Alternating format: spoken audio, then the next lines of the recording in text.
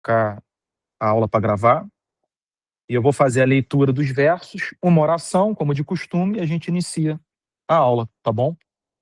Eu vou ler, pessoal, do verso 15 até o verso 19, tá bom? 15 ao 19. A gente vê até onde a gente consegue avançar hoje nessa aula. E na semana que vem a gente retoma. A gente não vai concluir o final do capítulo 1, que é bastante coisa para ver, mas a gente vai avançar o quanto der. Então, Efésios 1, verso 15, diz o seguinte: Por isso também eu, tendo ouvido a respeito da fé que vocês têm no Senhor Jesus e do amor para com todos os santos, não cesso de dar graças por vocês, mencionando-os nas minhas orações. Peço ao Deus de nosso Senhor Jesus Cristo, Pai da glória, que conceda a vocês espírito de sabedoria e de revelação no pleno conhecimento dele. Peço que ele ilumine os olhos do coração de vocês, para que saibam qual é a esperança da vocação de vocês, qual é a riqueza da glória da sua herança nos santos. Verso final: e qual é a suprema grandeza do seu poder sobre nós, os que cremos, segundo a eficácia da força do seu poder. Até aqui. Vamos orar, irmãos. Pai Santo, nós louvamos o teu nome, Senhor, e agradecemos porque o Senhor é o nosso Deus. O Senhor, num determinado momento da nossa vida, Senhor, nos alcançou. Nós tivemos conhecimento de quem o Senhor é, do seu caráter, do seu poder, mas também do seu amor, da sua graça, que inundou as nossas vidas, Senhor. Somos muito gratos a Ti por isso. Nós te louvamos também porque o Senhor tem nos conduzido nesse ministério com mãos sábias, Senhor, edificando cada uma, Senhor, das nossas vidas e cuidando das nossas famílias, dos nossos cônjuges, dos nossos filhos, e conduzindo essa igreja para o seu propósito, Senhor, com evidências claras disso que nós podemos ver nos últimos anos. Nós pedimos que nessa manhã o Senhor esteja conosco. Abra o nosso coração, Senhor, ilumine o nosso entendimento para que a gente possa compreender a riqueza desse texto e o que esse apóstolo, servo seu, que tanto te ama, Senhor, que tanto amou, compartilhou com a igreja de Éfeso.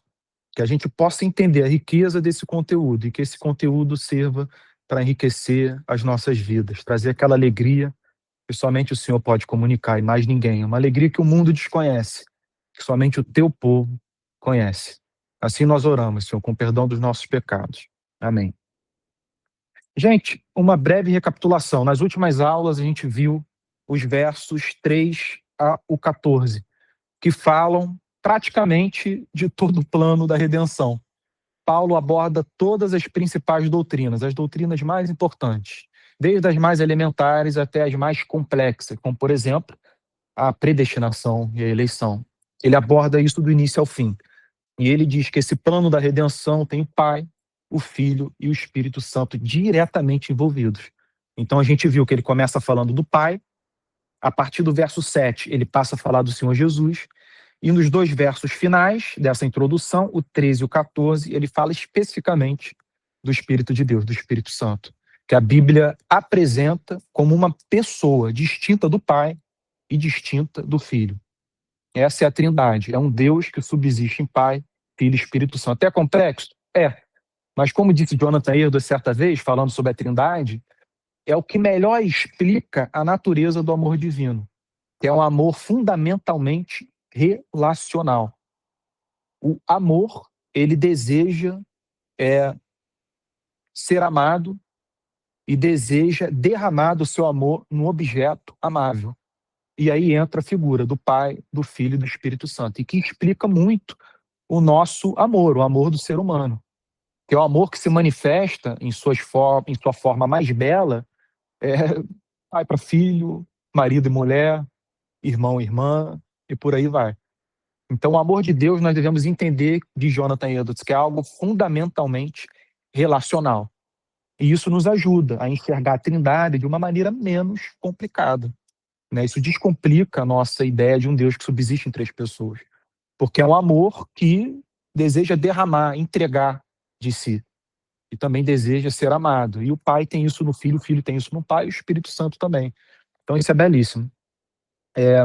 Mas nós não estamos aqui para voltar a esse assunto que a gente viu durante várias semanas.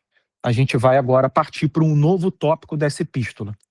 Esse tópico é o momento em que o apóstolo Paulo faz uma oração. Alguém poderia perguntar, mas como assim, Pedro? Ele está praticamente escrevendo uma carta para essa igreja, falando sobre doutrina, e de repente ele começa a orar? Pois é, e ele fazia isso com frequência. E não somente isso, ele faz isso 2 vezes nessa epístola. Ele inicia uma nova oração no capítulo 3. Essa aqui é a primeira oração que ele vai fazer nessa epístola. Por que ele fazia isso? Por que o apóstolo Paulo, subitamente, no meio de um raciocínio, começava a orar? E aqui a gente vê a alma cristã, como eu poderia dizer, desacortinada. É a alma cristã se revelando. Como ela funciona? É uma alma que, à medida que vai contemplando e conhecendo mais do ser de Deus, tem desejo de louvá-lo, de agradecê-lo, de se comunicar com ele. Aqui o apóstolo Paulo, ele havia exposto e contemplado todo o plano de redenção, que é algo simplesmente extraordinário. E isso o levou ao desejo de agradecer a Deus e, ao mesmo tempo, de orar por esses irmãos e irmãs do primeiro século, da cidade de Éfeso. O por isso não pode ser descartado. Vocês lembram que o pastor Antônio ele sempre gosta de enfatizar o por isso, o portanto, o assim como, e a gente não pode pular de uma maneira muito rápida esses termos, porque foi algo que foi gerado, que o levou a orar. E se a gente não se identifica com o coração do apóstolo Paulo, se esse ensino, se essa doutrina não nos leva a esse desejo de orar, e de iniciar uma comunhão mais intensa com Deus através da oração, tem alguma coisa errada. A gente não entendeu o que ele expôs. Isso é um fato. Coração frio, sabe, não vai entender a grandiosidade do plano da redenção. É algo que aquece. É luz que é diretamente lançada sobre nossas vidas, que aquece o nosso ser, que inflama o nosso coração. E quando nós somos verdadeiramente inflamados, nós somos levados a fazer uma oração. Agradecer a Deus. Por isso que Cristo parava muito, com muita frequência, o que ele estava fazendo e começava a orar ao Pai. Os discípulos ficavam assim. Como assim? O que ele está fazendo? Eles não entendiam. Com o passar do tempo, aquilo foi mexendo tanto com eles que eles foram levados a ponto de dizer: Senhor, ensina-nos a orar. Ensina-nos a orar. E quando ele começou a falar sobre oração, ele falou: aumenta-nos a fé. Porque é o que falta. É fé. Então, Paulo tinha um comportamento muito parecido com o de Cristo. Talvez dentre os apóstolos ele seja uma das figuras mais extraordinárias, porque é como se eles tivessem o mesmo espírito, a mesma disposição de coração, as mesmas afeições. É impressionante como Jesus usou esse homem. E aqui a gente vê uma semelhança notória dele com o Senhor Jesus. E o que o verso diz é o seguinte: por isso também eu, tendo ouvido a respeito da fé que vocês têm no Senhor Jesus e do amor para com todos os santos, não cesso de dar graças por vocês. Impressionante. Ele não tinha um contato de anos a fio com todas as igrejas que ele plantava. Ele era um missionário. Ele plantava uma igreja, ficava durante um determinado tempo nesse local e depois Deus o conduzia para uma outra cidade para ele plantar outra igreja. E assim era a jornada de vida do apóstolo Paulo. Era algo efetivamente missionário. E o que ele está dizendo é que o que os demais apóstolos ou outros irmãos e irmãs que tinham mais contato com essa igreja relataram para ele foi algo que deixou ele de coração transbordando. E ele menciona 2 coisas específicas que deveria fazer com que nós louvássemos a Deus, dessemos graças a ele. Porque essas 2 características são obras evidentes da atuação do Espírito Santo. É quando ele faz com que a fé conduza a vida de uma pessoa, impulsione a vida de uma pessoa, seja o eixo regulador da vida dessa pessoa. Isso deveria nos encantar. E, ao mesmo tempo, somado a isso, o amor para com todos os santos. Não é uma fé fria, não é uma fé especulativa, inflexível, intransigente. É uma fé que é levada a atuar, a se conduzir através do amor. Ele diz isso especialmente para a igreja de Gálatas, pois nem circuncisão nem incircuncisão são alguma coisa, mas a fé que atua pelo amor. Se a fé não atua pelo amor, irmão, pode ser fé, mas não é fé verdadeira. O demônio que tem fé, mas não é a fé que leva eles a amar a Deus e amar o que Deus criou, não é. Contudo, conosco tem que ser diferente. Não adianta nada alguém dizer que tem fé se essa pessoa não ama o seu próximo, especialmente a igreja. Isso é muito importante, porque a gente vive dias hoje, especialmente na nossa nação, que é predominantemente evangélica, em que as pessoas falam muito da sua fé. Você vê Deus na boca de MC, de traficante, de político, de presidente corrupto, de pastores, até mesmo de gente de outras religiões falam sobre Deus. Gente que é totalmente tomada pelo hinduísmo, sabe? Por aquela coisa, aquela perspectiva hindu de vida, budista, né? De meditação, de paz. As pessoas falam em Deus o tempo inteiro. Mas à luz das escrituras, isso não significa nada, isso não deveria nos impressionar. Quando alguém fala em nome de Deus, a gente tem que se perguntar que Deus, e ao mesmo tempo que vida essa pessoa leva. Porque pode ser a fé dos demônios, pode ser a fé dos fariseus, pode ser a fé de Balaão, de Saúl, de Judas, pode não ser a fé verdadeira que a gente deve ter como referência. Pode ser algo que a gente deva, pelo contrário, se afastar, que não tem nada a ver conosco. Então nós não devemos ser tolos a ponto de nos fascinarmos com qualquer um que abra a boca para falar o nome de Deus. E aqui ele diz que o que levou ele a ficar admirado, a se impressionar e a dar graças a Deus foi a fé que essas pessoas tinham em Cristo, o amor por Jesus e o amor que essas pessoas tinham umas pelas outras. Não há evidência maior de que alguém tem fé verdadeira em Jesus do que o amor pelos irmãos e irmãs. Engraçado, essa semana, Sim, já. foi esse. E o que nós falamos foi o seguinte: fala-se muito de Deus, né? Mas cada um tem um modelo de Deus dentro da sua cabeça. E esse Deus, ele é fomentado através desse negocinho ali, ó, essa tela do celular. Sim. Fica perguntando: que Deus que você segue? Sim. Isso foi fomentado por uma cena. Eu não vejo novela, tá? Mas fora da Globo aí, tá? Tem Três Marias, três não sei o quê, né? E o tema da novela, pano de fundo, são duas meninas que estão nessa, que estão namorando, o pai proíbe, não sei o quê. Mas é uma cena que é muito forte. Eu estou discutindo que eu aceita isso. Aí o filho fala assim: essa frase foi que o mundo mudou. Porque o mundo mudou, pai. Essa frase foi que iniciou essa conversa. Sim, sim. Então, assim, não é porque o mundo mudou que eu vou mudar. Sim. É que Deus que eu tô seguindo. Isso é muito forte, entendeu? Essa frase que o mundo mudou, pai, o mundo mudou. Mas ela tem um conteúdo muito forte. Sim, sim. Isso aí, então, tem que fazer um estrago. Verdade. É verdade. É verdade.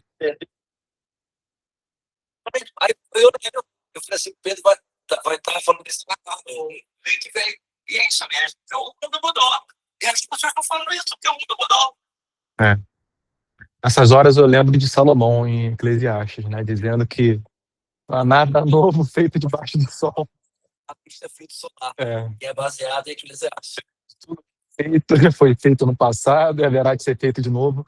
Eu acho que essa ideia que cada geração tem de ser uma geração muito especial, sabe, revolucionária, uma geração que viu o que as outras não viram, que tem a possibilidade de viver o que outras não viveram, é o que Salomão desconstrói em Eclesiastes. Porque o que ele mostra é que a gente pode mudar as imagens, os símbolos, a gente pode mudar a cultura, a gente pode mudar até mesmo a religião, mas o problema está nos desejos do coração, que apesar de se manifestarem, né, de maneira diferente em determinadas circunstâncias e situações, são os mesmos desejos. São os mesmos desejos. E é interessante, porque um ponto que eu gostaria de abordar, para não gastar muito tempo nisso que o Jarbas falou, mas que chama atenção, mas para a gente não ficar preso no verso 15, mas só para concluir uma coisa que me ocorreu aqui. Eu acredito que essa ideia de que o mundo mudou, ela pode ter seu valor. É importante a gente lembrar que o processo de desenvolvimento da civilização, das sociedades, não é uma coisa enrijecida. E a gente pode extrair benefício disso. É importante você ter um certo progressismo no sentido de você acompanhar tudo aquilo que Deus pode fazer através da sociedade. Sociedades podem ser melhores do que as sociedades passadas. A gente deve ter essa expectativa e lutar por isso. Contudo, muitas vezes essa ideia de que o mundo mudou é usado para você abandonar algo que parece que envelheceu, que é uma tradição dura, velha, enrijecida e que não serve mais para nada. E você descarta.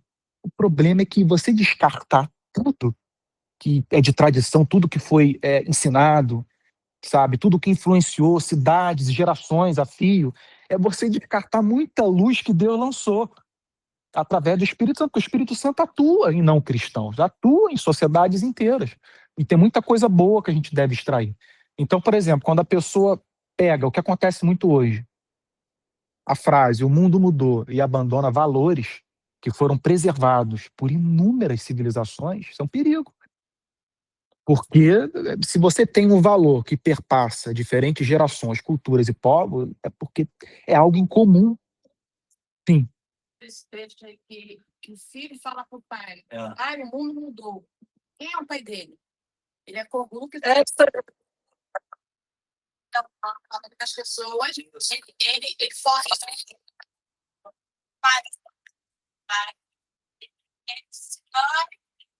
É só pra chacrinha.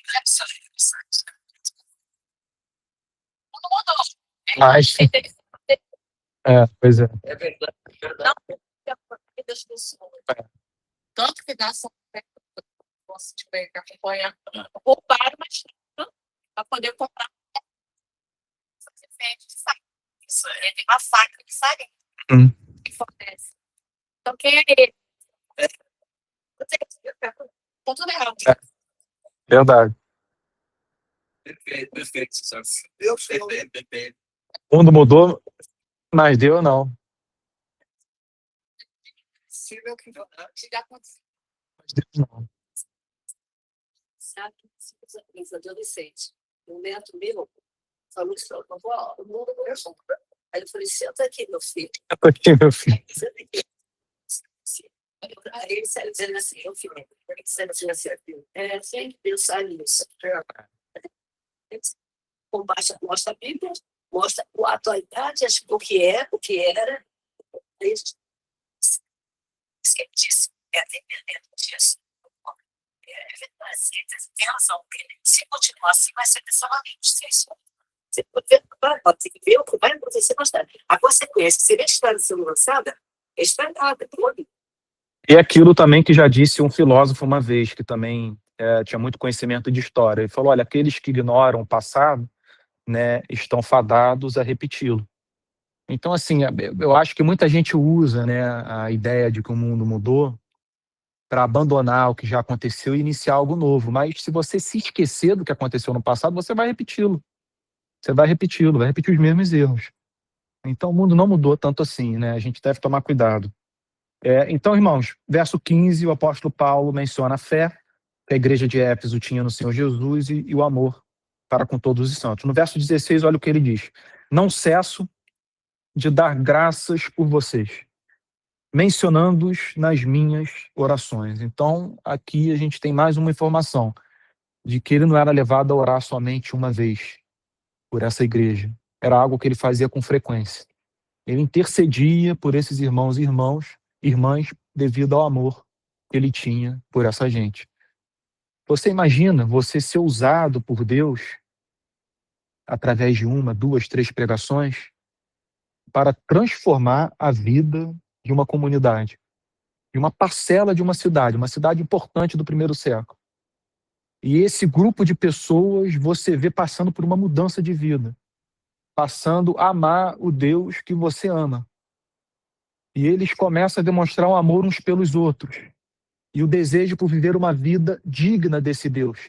Ser luz nessa cidade, sal nessa cidade, é algo maravilhoso. Se a gente tivesse dimensão do que isso significa, a gente seria levado a cair de joelhos e agradecer a Deus por fazer uso de nós como seus servos e alcançar pessoas, porque é um privilégio, ele não precisava, mas ele faz uso de nós. Então o apóstolo Paulo aqui é uma gratidão por Deus usar, porque essa igreja surgiu por causa de Paulo, surgiu por causa dele, a gente não deve esquecer, e ele está agradecendo por Deus ser quem ele é, por ele ter o interesse de transformar vidas, que é algo encantador.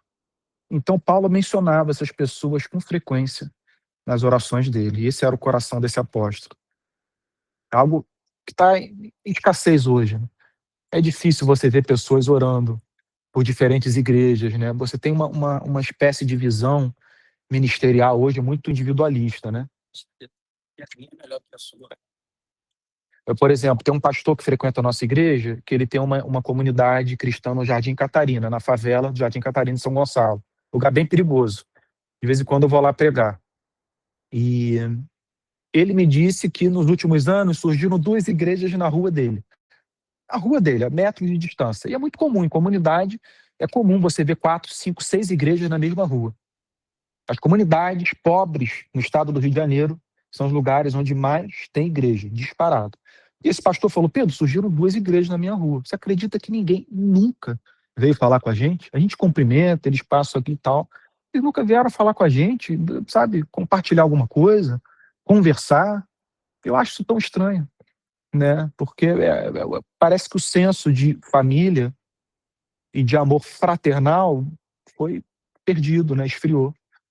Então, essa concepção individualista, eu acho que a gente tem que lutar para não permitir que isso erija uma barreira entre nós e uma outra igreja, a não ser que essa igreja tenha abandonado, de fato, os preceitos principais, os fundamentos da fé. Sabe? Se o evangelho, em sua essência, no seu fundamento, foi abandonado, a própria Bíblia diz que a gente não deve reconhecer isso como uma igreja. E Cristo diz que a gente deve entender como uma sinagoga de Satanás. Mas nem todos têm capacidade de identificar isso em outras igrejas. O nosso país é um país carente de conhecimento bíblico, teológico. As pessoas não sabem. Você fala o nome de Deus, vota no político que falou em nome de Deus, né? O cara diz que é a pró-família, ganhou teu voto. Esse é o problema do nosso país. É a inocência, a imaturidade teológica, né? Falta de conhecimento. Então, no verso 17, ele diz assim: peço ao Deus de nosso Senhor Jesus Cristo, o Pai da glória, que conceda a vocês espírito de sabedoria e de revelação, no pleno conhecimento dele. Esse deveria ser um dos maiores incentivos para a igreja, a prática do estudo, a disciplina da leitura bíblica, de você ter cada vez um conhecimento mais acurado, mais profundo da Bíblia. Porque o que Paulo está dizendo aqui é que nem todos possuem o mesmo conhecimento e a mesma sabedoria. Nem todos. E isso é algo que a gente deve lutar por adquirir. É como se fosse uma corrida, uma batalha. A Bíblia usa muito esse tipo de metáfora para falar sobre o processo de desenvolvimento da nossa salvação. É uma salvação de uma vez por todas, com certeza. Contudo, nós ainda estamos nessa terra. Nós ainda temos um cérebro limitado, um conhecimento que é imperfeito. E Deus nos exorta a estar sempre crescendo em graça, conhecendo mais a Ele, ao Senhor Jesus, tendo mais sensibilidade quanto ao Espírito Santo, as influências dele na nossa vida, como ele conduz, mais intimidade, orando mais. E quando eu digo orando, eu não digo simplesmente você falar verbalmente com Deus, mas você está em espírito de oração, sabe? Em espírito de oração. É algo que você tem que... é um hábito. É um hábito que a gente tem que ter. A gente não deve depender de sentimento para ter o hábito de leitura e de oração. A gente não deve depender do sentimento, porque muitas vezes o sentimento ele vai estar nos jogando a direção oposta da leitura. Você vai começar a ler e vai ficar com sono. Você vai começar a orar e a sua mente está toda perdida, divagando pelo mundo. Você tem que persistir, porque essas coisas passam, sabe? Essas coisas passam. Você já teve muitas vezes que eu comecei a estudar e eu só fui sentir ou perceber a minha mente realmente focada no texto, eu compreendendo o texto e sendo levado a orar, a agradecer a Deus depois de 1 hora de leitura. Porque é algo que você tem que entender, que a nossa mente ela não está num estado sempre de prontidão à leitura. Às vezes a nossa mente ou o nosso coração parece mais um atleta cansado, que se for mandar ele correr, ele vai falar, não quero, já corri demais. Sabe? O problema é que você tem que dar o primeiro passo e tem que ir seguindo. Aí depois de um tempo você vai ver a mudança. Então é necessário perseverança, persistência. E aqui o apóstolo Paulo, ele estava tão preocupado com isso, que ele disse, eu oro para que o Senhor Jesus, o Pai da glória, menciona Pai e Filho, conceda a vocês espírito de sabedoria. E depois ele diz, revelação no pleno conhecimento. Nós devemos perceber na Bíblia que ela faz uma distinção sempre entre sabedoria e conhecimento. Na Bíblia, esses dois termos não são intercambiáveis. Quando a Bíblia fala de sabedoria, ela está falando sobre o proceder ou conduta de vida. Como você se comporta diante das circunstâncias, com as pessoas. Isso, você pode ser sábio no sentido de agir bem, ser manso, longânimo, inflexível na fé quando necessário e ao mesmo tempo ter pouquíssimo conhecimento, como muita gente em comunidade tem. Tem muita gente em comunidade que não teve nem ensino fundamental concluído e que é muito mais manso, longânimo, compreensivo do que teólogos. Por que isso? Sabedoria. Sabedoria. A sabedoria ela envolve esse tipo de simplicidade no comportamento, que descomplica a forma de você viver. Você é alguém que tenta viver de maneira leve, desprendido desse mundo.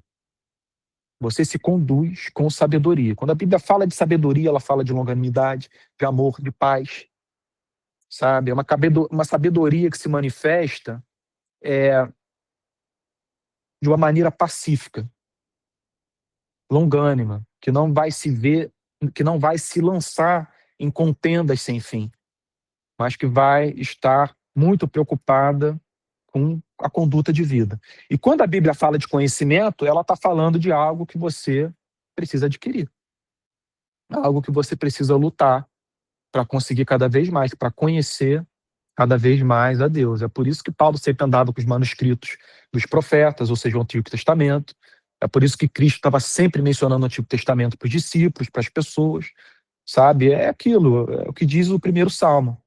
Né? O justo, ele é alguém que medita, tem prazer na lei do Senhor e medita nela de dia e de noite. Se você pegar o Salmo 119, o Salmo inteiro fala sobre o conhecimento da palavra de Deus. E de que a pessoa que ama a Deus, ela tem, sabe, a palavra de Deus como seu maná, como seu alimento. Então, ele demonstra o desejo de que Deus conceda a essa igreja sabedoria, porque a sabedoria ela não pode ser adquirida, você tem que lutar por isso, pedir a Deus. É Deus que dá sabedoria. Se vocês forem para a epístola de Tiago, Tiago vai dizer, todo dom perfeito, sabe, tudo aquilo que é excelente, vem da parte de Deus, nas alturas, é Deus que concede, sabe? E quando o apóstolo Paulo fala em termos de revelação no pleno conhecimento dele, nós também devemos entender que o conhecimento de Deus, o conhecimento do Senhor Jesus, o conhecimento mais profundo do Espírito Santo, é algo que a gente luta por adquirir mais, mas na expectativa de que Deus vai conceder. Porque alguém pode conhecer mais a Bíblia e nem por isso conhecer mais a Deus. É algo que Deus concede a uns e não a outros. Então a gente deve sempre estudar, lutar por adquirir mais conhecimento, mas pedindo a Deus para que Ele conceda o conhecimento verdadeiro, o conhecimento transformador. Aquele conhecimento que não é meramente especulativo, mas que leva a gente a amar a doutrina. E a doutrina, por sua vez, molda a nossa vida. Porque se tem uma coisa que a Bíblia é clara em nos comunicar, é de que a verdadeira doutrina, ela molda o caráter e a vida das pessoas. E a falsa não, ela ou você permanece o mesmo ou você se torna pior. Foi o caso dos fariseus. Quanto mais eles conheciam o Antigo Testamento, pior se tornavam. Isso é impressionante. Ou seja, a gente deveria até mesmo ler com temor. A gente deveria ter a familiaridade com a Escritura, temendo a Deus, pedindo a Deus para que isso aqui não nos torne pessoas mais frias, sabe? Mais difíceis de serem lidadas. Pedro, Sim, já. eu com você no sábado, ano passado, com a sua avó agora. E agora é que ele está explodindo. Aquela foto, falando sério, ele está explodindo com a frase no veículo e ficou triste. Você ainda está refletindo naquilo, né? Eu estou conversando com o Jabas já há umas 3 semanas sobre a passagem que Jesus encontra o jovem rico. Ele não quis abrir mão da riqueza quando Jesus colocou ele. Ele ficou triste. Quando Jesus apresentou um teste a ele de profissão de fé, ele resolveu ficar com a riqueza e foi embora. E isso impressionou o Jabas. Jabas está conversando comigo toda semana sobre isso. É impressionante. Né? Toda vez que ele gostava disso. Ele achava que cumpria tudo que fez com pessoa. Ele não escolheu aquilo que ele gostava, ele ficou triste. A parte triste que me chamou a atenção. Com atenção, né? Ele sabia que ia estar errado. Porque Sabia que estava errado. O conflito, né? O conflito do amor a uma coisa e que Jesus apresentou como incompatível com ele, fez com que ele fizesse uma escolha e ficasse triste com a própria escolha que fez. É como se ele estivesse vendo, eu não consigo abrir mão disso que eu amo, por um amor a Jesus, eu amo mais isso. Sabia que estava errado. Quer dizer, Nessa hora, ela... Deixa eu falando de remete pegada de criar em relação a alguma coisa, logo em seguida, a gente, por mais que seja uma coisa que nos trouxe satisfação naquele momento, mas a gente sente o peso daquele pecado, daquela esfera. Então, a gente em relação a esse momento que ele cometeu a escolha de preferir a riqueza do que a salvação dele, ele sabia que ele estava escolhendo um porção.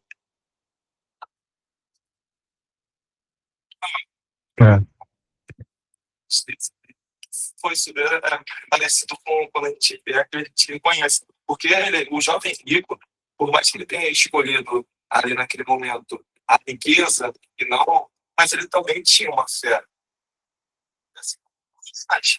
Então, naquele momento, ele sabia que ele estava a fé dele. Eu acho que é uma das coisas que ele também amava muito. Sim, sim. E ali a gente não vê um verdadeiro arrependimento, né? A tristeza que ele teve não foi aquela tristeza que levou a Deus, mas foi uma tristeza que afastou ele de Deus. Isso a gente deve lembrar, porque a Bíblia ela é cheia de exemplos de pessoas se entristecendo pelo pecado e nem por isso se voltando em direção ao Senhor. Vários exemplos. Um deles, Ju, Faraó. Vocês lembram de Faraó? À medida que as pragas vão acontecendo, ele vai ficando nervoso e depois triste, depois irritado. E quando os primogênitos morrem, ele cai em si. Ele diz, olha, eu pequei contra vocês, eu pequei contra o Senhor, podem ir embora com o povo. Uma tristeza. Imediatamente ele abandona e começa a perseguir o povo. E eles terminam morrendo no Mar Vermelho, né? Ele e seu exército. Um outro exemplo é de Saul. Naquela passagem de 2 Samuel em que Saul entra numa caverna, sem saber que Davi estava escondido lá com os demais soldados, Davi, um dos soldados, corta uma parte da roupa de Saul. Davi corta, sem Saul perceber. Interessante, Saul não percebe. Podia estar muito escuro, talvez lugar muito silencioso. E o Davi devia ser um hábil guerreiro, né? Cortou uma parte da roupa, Saul não viu nada. Saiu da caverna, E depois que ele já estava a uma distância longa, Davi começa a gritar e falar com ele.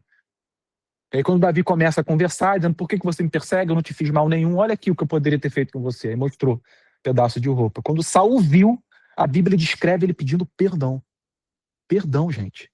Eu pequei contra o Senhor, pequei contra você. Ele diz, você é melhor do que eu. Gente, aquilo não serviu de nada. Saul continuou perseguindo Davi. E Saul fez a mesma coisa, embora antes, quando Deus diz, através de Samuel, para Saul atacar os amalequitas, destruir os amalequitas, porque os amalequitas tinham feito muito mal. E segundo os historiadores, era um povo muito perverso. Matava, estuprava, matava bebê, criança, aniquilava povos inteiros. Os amalequitas eram assim. Eles eram tão cruéis que quando o povo de Israel estava peregrinando pelo deserto, em direção a Canaã, eles atacaram a retaguarda, que era o lugar onde ficavam os idosos, as crianças, mataram todo mundo. Deus, por ser um Deus justo, tempos depois, através de Samuel, diz a Saul, é para você eliminar esse povo da terra. Saul não faz. E quando Saul não faz, é confrontado por Samuel, né, ele cai em si, mas não a ponto de se voltar para Deus. Oi, Ju, pode falar. Perdão por ter demorado. Eu estou fazendo um link aqui do jovem do ponto que você estava falando. Naquele momento, ele tinha conhecimento, ele não soube usar com sabedoria. Mas aí, se ele tinha alguma dúvida, ele acabou de dizer que Cristo falou pessoalmente com ele. Ele tinha que abandonar. Então, eu estou lendo de gostar, e ele fala que é melhor você não ter conhecimento. Porque quem tiver o conhecimento, ele tinha certeza disso, porque ele estava errado. E a riqueza era ídolo, era ídolo. Ele fez a opção errada. E a pessoa saber, até aquele momento ele estava achando que eu comprei tudo, não tem problema ser rico. Mas aí, quando ele colocou a riqueza em Cristo, ele tinha um conhecimento de senso. Tem muitos outros exemplos dessa tristeza e dela não se desdobrando num verdadeiro arrependimento. Judas, por exemplo, que se arrependeu de ter vendido o Senhor Jesus pelas moedas de prata. A gente tem o exemplo, eu diria até mesmo de Herodes ouvindo João Batista. Dá para você fazer uma interpretação de que ele se entristecia, porque a Bíblia diz que ele gostava de ouvir João Batista, só que João Batista condenava ele. Então é meio que essa disputa entre você entender que a pessoa está expondo a verdade, embora a verdade confronte você, mas isso não serve para você mudar de vida. Herodes acabou matando João Batista a pedido da menina, né, da filha da mulher do irmão dele, que ele havia tomado para si.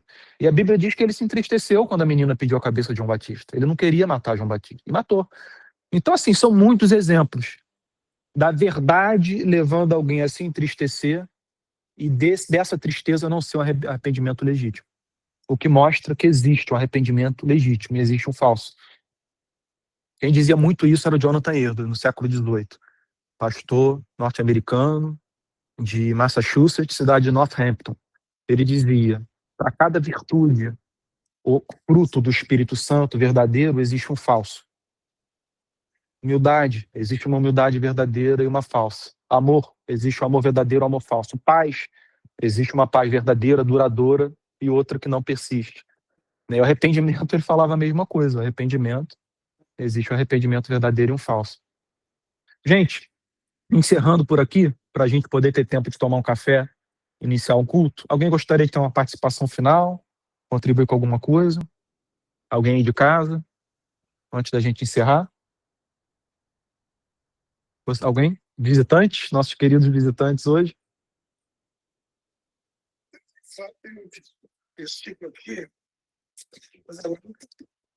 Capítulo 3, a oração do pai de Paulo, né? Ele diz o quê?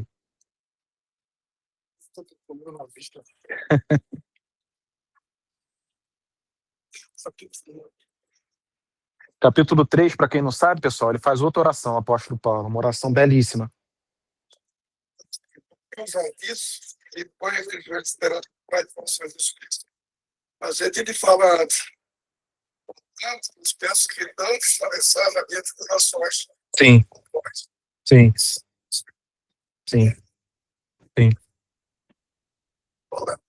bonito, né? Ele dos apóstolos foi o maior. É. Eu acredito que ele foi o maior.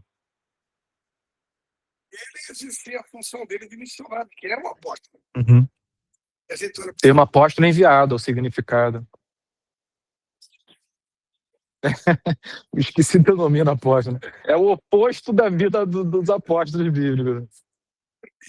Nenhum, mas constrói império em volta deles, né? para um homem. O Piton, sabe que ele chegou a dizer assim, ó. Sempre poxa, esse imitador começou. Eu sempre lembro desse verso. Você acho que é Filipenses isso. Filipenses. Sejam meus imitadores. Sabe o que ele diz depois? Ele está dizendo que vai imitar ele como ele imita Cristo, né? Sabe o que ele diz logo depois? Sede meus imitadores e a paz de Deus estará com vocês. Quem é capaz de dizer um negócio desse? Ou é um megalomaníaco, ou alguém está falando a verdade. Ele está falando a verdade. Também. Esse também, quando ele fala assim, miserável que sou. Miserável no que eu sou. Romanos 7. Que sou. Continua sendo, né? Dizer isso. Gente querida, eu vou só interromper aqui essa conversa que está muito boa, que dá para ficar um tempão conversando sobre isso. Mas eu vou interromper para a gente ter tempo para o café e para eu poder montar as coisas para a transmissão do nosso culto, tá? Então, eu queria agradecer a presença de vocês, esse casal amado que está visitando a gente hoje também. Pai e filha? Perdão, é pai e filha. Desculpa. Pai e filha. Desculpa. Olha, tá Não. Ato palho.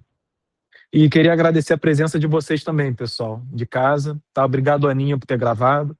E desejo um bom culto para vocês, tá bom, gente? Tchau, tchau. Um abraço.